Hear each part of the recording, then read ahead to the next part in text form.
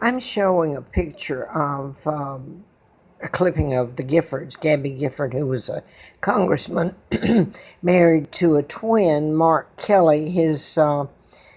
Mark's twin is Scott Kelly. They're astronauts, NASA. And Gabby was a former congressman that was shot in Tucson, Arizona by a program shooter. Now that I'm showing Mr. Flint because he flew me out actually in October twice of '83 when the plane carrying Larry McDonald, the U.S. Congressman, doctor from Atlanta, Georgia, went down from Juneau, Alaska to Seoul, South Korea with 260 plus passengers aboard. Now, Nixon, former president, was on that flight taking off in Juneau, so they knew it was going down. Anyway, Mr. Flint says, I know who was responsible for his shooting in Lawrenceville, Georgia in '78, and he mentions Larry McDonald there. I did not know Mr. Flint until I was doing a book in 1978, MD: A License to Kill. I was living started at Treetop Apartment there in Marietta, moved to Moonraker Apartment, and was doing the book when he was shot, March of '78. And then I moved into Laurelwood, which is where I'm going with this. Call it a chapter, I suppose. I found out I didn't win the campaign, but I started finding out about my kidnapping and who I really am. And that's been established in everything. That's known. It's who my father is, what they did to my dad and mom, country, me, and my kids. They kidnapped me. My father's Edward VIII, who was never married to Wallace Simpson. A double married Wallace and became the Duke and Duchess of Windsor. My dad was always married to Claudia Ruth O'Keefe, sister to artist Georgia O'Keefe, a school teacher. She was the queen. And when my father was king, after my grandfather died in 1936, it was a plot to take my father down with character assassination. And all these people on the media, former presidents, all of them know about my kidnapping, about the mind control murders and everything. So I'm just showing that because all of them have known before I did. I was taken to Moulton, Alabama, and given the name of a twin, Peggy Ann Dempsey. I married Childers. Peggy had been killed a couple of weeks or a week prior to putting me there, so it was planned. And Carl was killed at birth. They were illegitimate. The family were horrible. They live near Decatur, Alabama, which is near Huntsville, where the Space Center, Marshall Space Flight Center, NASA started. This is a photo of my Uncle George in '39 with Roosevelt's family. He was part of my kidnapping, my uncle and Roosevelt. Roosevelt appointed Joe Kennedy, ambassador to England 36 till he kicked him out in 46. And JFK helped in my kidnapping.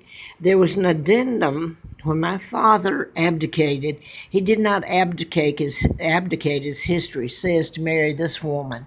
That's a total lie. The whole thing was a takedown of my father. He was married to my mom and remained so. But there was an addendum to the abdication stating that if my father should have an heir, the heir would inherit. I was born in 1939, and this is Uncle George, the legal monarch. Thus, Elizabeth is illegal, and they know. So I'm giving you a little background, and now I'm going to go to this. In '78, I was writing about mind control murders, and I've even told how it's done. And if you don't know about mind control, maybe you should Google. People should. They may not be telling this part because they wouldn't have access unless they've read mine, what I put up on YouTube and Google about mind control murders. Now, the Sandy Hook, I can go on and on. He killed his mother and then went out and shot all these children in school. There's a whole list of these murders. They're hard to prove because they're invisible. But the Giffords, I'm going to go back to that. Gun control has nothing to do with this. You can kill them with not people with knives. You can program people without their knowledge to do anything. The fact that she was a congresswoman and well, there's other patterns in it, but the twins is very important, and Mark and Scott are the twins. Mark and Scott are my children's name. And I wanted to kind of say this because I'm going to try to turn this around in a minute and get it up. I don't know if it'll go very well here, but I'll try. I'm going to get over here. This is where I'm staying for a bit. I'm kept penniless and homeless. So that's here. Turn it around and see if this will get me. This one is one of them, of the mind control murders, where they programmed Mr. Paddock, Stephen Paddock, and it's very important, the city he's from, Mesquite, Nevada. The Las Vegas is important. Let me just give you a little bit. There's a lot of other things that fit into the patterns. And these murders that I've told about are done in patterns deliberately. I had a letter from the FBI when I lived at Laurelwood Apartments, and that was June the 23rd of 79, and I had a letter from the FBI, ongoing investigation, national security involved. Now then, when I got that letter, I'm going to go back to that letter. Me doing the book and getting hassled and trying to get it published and horrible things happening. So that was the letter from the FBI was in response, and that's what they said.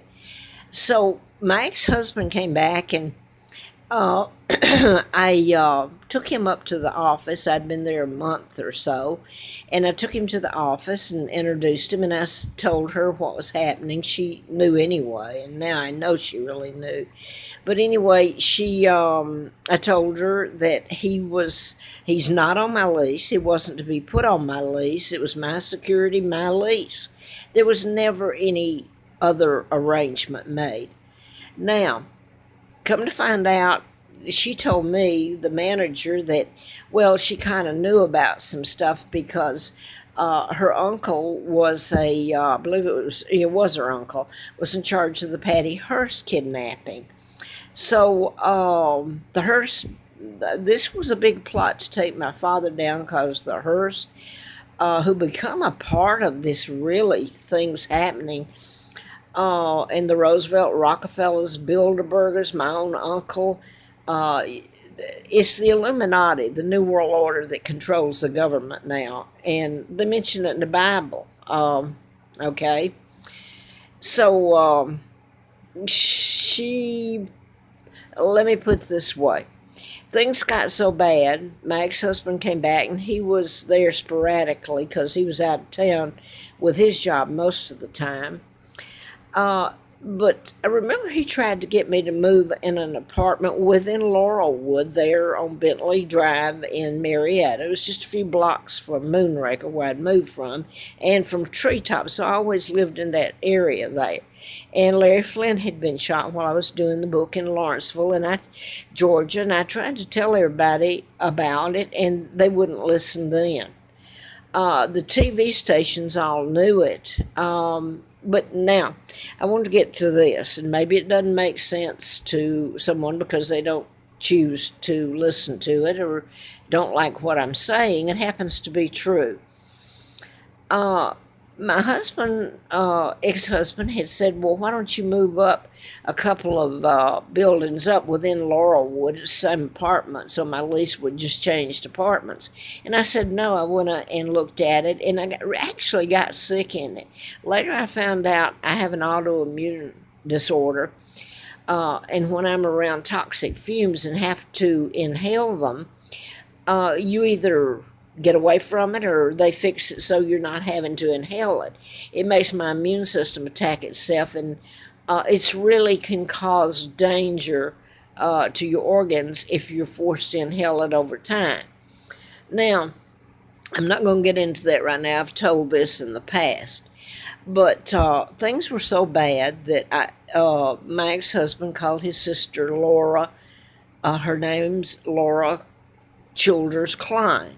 She lives outside of Austin. I've forgotten the name of the town now. A few miles out of Austin, Texas, and has for a long time. But she lived in Abilene then, Texas, and he called, and it was okay. I was going to go up there and stay a week or two or out there. If I got a job, I was going to move the children out there and get away from Atlanta, because I didn't know about being kidnapped or anything then. I thought it was simply the book that I was doing about doctors and the mind control. So I called Laura just before I left, and I was kept with no money hardly.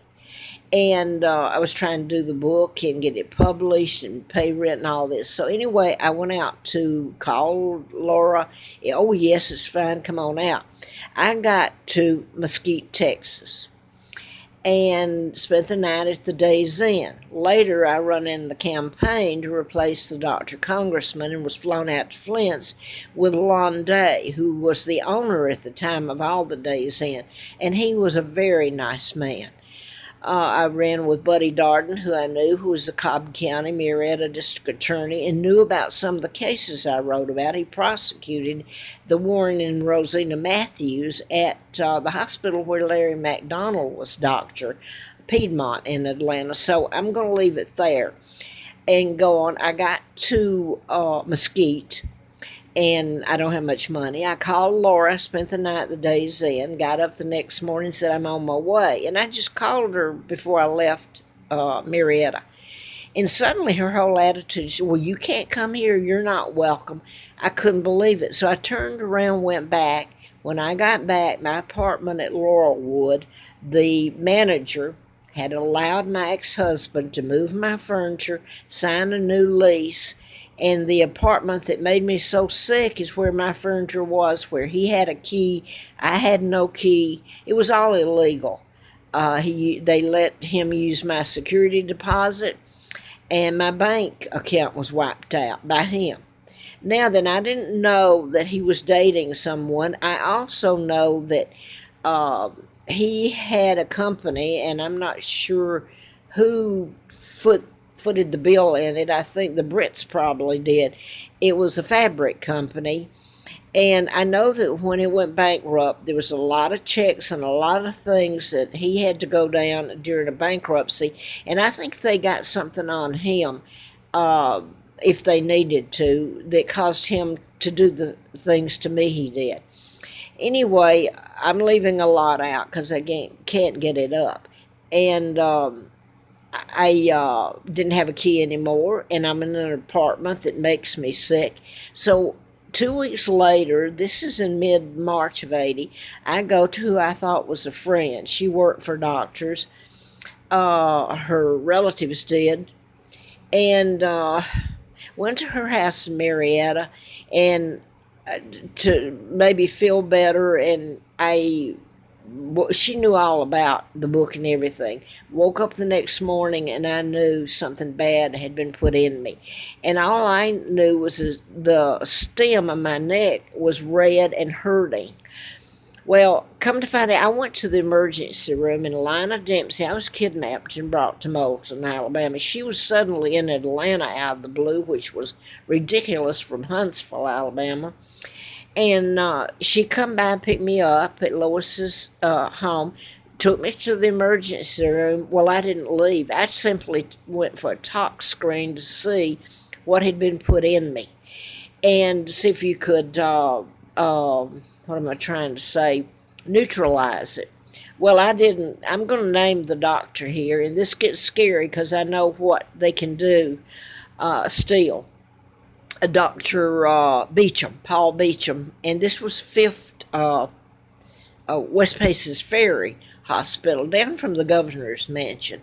It's changed hands now, I'm sure. But anyway, I found out Chelton was waiting for me, so this was planned. Multiple people involved in it. Got to the emergency room. That was never done. I was locked up, but they would tell you I wasn't. When I tried to leave, none of the tests were done. The urine analysis, they said, was contaminated. In essence, I was put on a ward there against my will, and they told me if I tried to leave, they would have the male intern fill me intravenously with, well, I don't have to tell you. You know. So anyway, it was horrifying. I couldn't get anybody. I didn't have money. None of the tests were done. My ex-husband came back from California, and I'll leave it at this because I don't have time.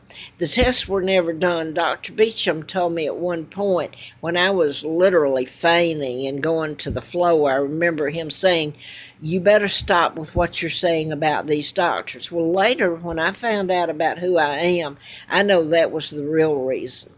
But anyway, I ended up at Lina Dempsey, mother of the twins, where they put me, and I had to call her mother even though I didn't. I couldn't stand she's a psychopath and diagnosed as that.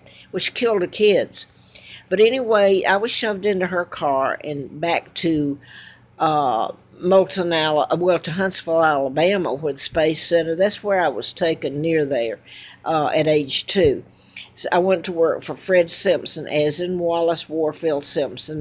I later found out who my dad is, King Edward VIII, never married Wallace Simpson. But it was like a prelude to some of the patterns.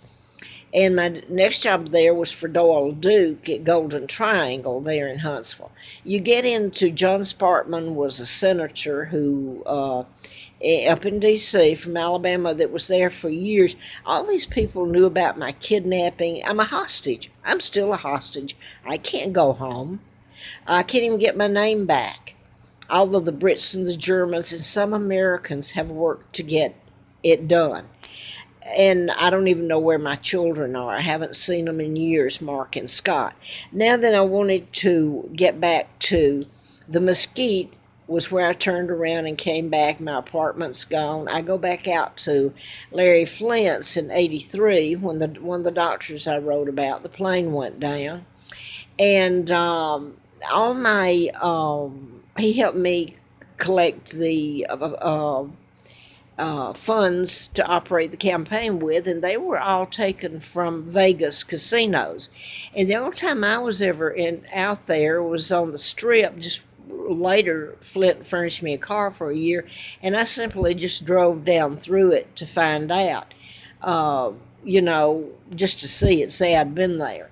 But that's where all my campaign funds came from, and that has to be registered with the federal government, which is easy to check.